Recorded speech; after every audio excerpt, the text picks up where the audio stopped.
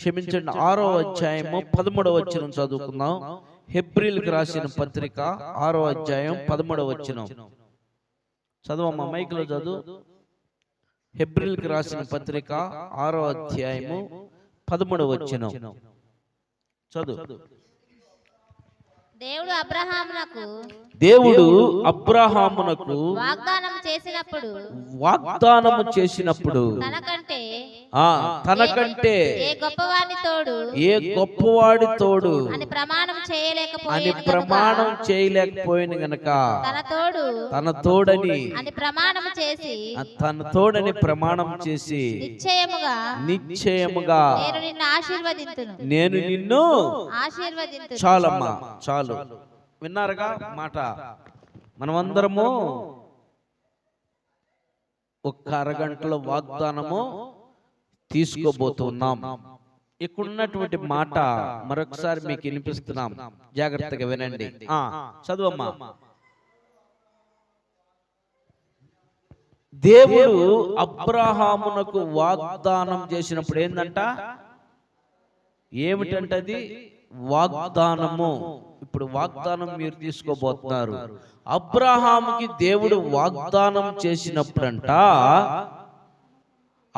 చదువు, తనకంటే ఏ గొప్పవాడు తోడని పలకలేదంట. ఎందుకంటే తనకంటే ఎవరు గొప్పవారు లేరు. అంతేనా? ఉంది అంతేనా? ఓకే, చూడండి. దేవుడు అబ్రహాముకి వాగ్దానం చేశాడు. వాగ్దానం చేసినప్పుడు అబ్రహాము నమ్మలేదు. అబ్రహాము నమ్మలేనప్పుడు అబ్రహాముకి దేవుడు తెలియపరిచాడు. ఏమన్నా తెలుసా? అబ్రహాం, నేను చెప్పేది నిజం. ఎందుకంటే నాని కంటే గొప్పవాడు ఎవరుంటారు? నాని వాళ్ళ అన్న, నాని వాళ్ళ అమ్మ ఇట్టా చెప్పుకుంటారు. అంతేనా? మీ అమ్మ చెబితే మేము వింటాం, మీ అన్న చెబితే నేను వింటాం అంటారు. ఏదన్నా ఒక సహాయం కోసం నాని వెళ్తే నువ్వు చెబుతాం కాదు, మీ అన్న చేత చెప్పి ఒక మాట అన్నాడు ఒకడు నన్ను. అర్థమైందా? అంటే బలం.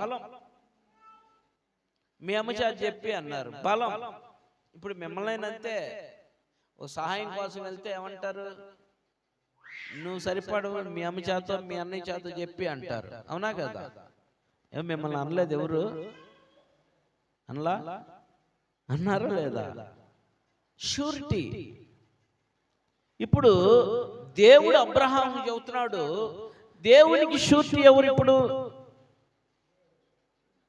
దేవునికి షూరిటీ ఎవరు లేరు. ఎవరు లేనందువల్లనే ఎవరి గురించి చెప్పలా. దానికి ఏం చెప్పాడు తెలుసా? నేనే షూరిటీని అని చెప్పాడు. హల్లెలూయా. సబ్జెక్ట్ మీకు అర్థం కాలేదట్టుంది ఆ మాట. అర్థమైతే బాగా యాక్టివ్గా ఉండేవాడు. మరొకసారి చదువమ్మా మాట, మైక్లో చదువు, అందరు వింటారు. దేవుడు అబ్రహామునకు వాగ్దానం చేసినప్పుడు తనకంటే ఏ గొప్పవాడు తోడని ప్రమాణం చేయలేకపోయిన గనుక తన తోడని ప్రమాణము చేసి చాలు. తన తోడని ప్రమాణం చేశాడు. ఏ ఒక్కడు కూడా గొప్పవాడని చేయలేకపోవటానికి కారణం ఏంటి? ఎవరు లేరు. ఎవరు చేశారు? ఇప్పుడు దేవుడే చేశాడు. నా తోడని చెప్పాడు. పిల్లారా, నా తోడని చెప్పి ఆశీర్వాదకరంగా మార్చాడంట. హల్లెలూయా. ఎలా మార్చాడు అబ్రహాం?